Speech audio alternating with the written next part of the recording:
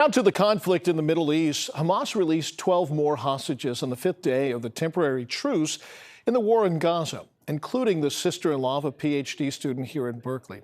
Kelsi Thorud is here with more information about the woman who was just released. Kelsi. Hey, Devin. Yeah, so last week we brought you guys the story of Yael Nadim Kirsch, the Berkeley woman who spent her Thanksgiving holiday tirelessly working to bring back her sister-in-law and her sister-in-law's husband, who were among the hundreds of people taken hostage by Hamas terrorists back on October 7th. Well, tonight we learned that Yael's sister-in-law, Ramon Kirsch, was among the latest group of hostages released.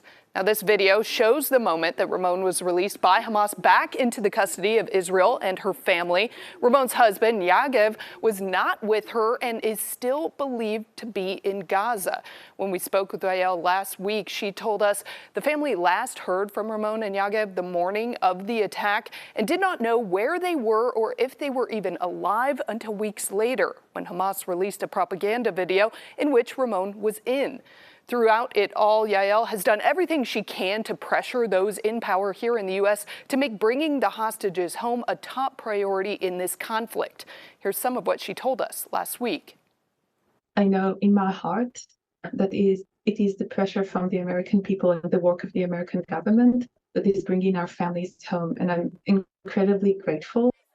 Of course, the U.S. continues diplomatic efforts to work to secure the release of all hostages, including men and soldiers. No American hostages were released today. Up to 9 are believed to still be held captive, including 19-year-old Itai Chen, whose father is holding out hope.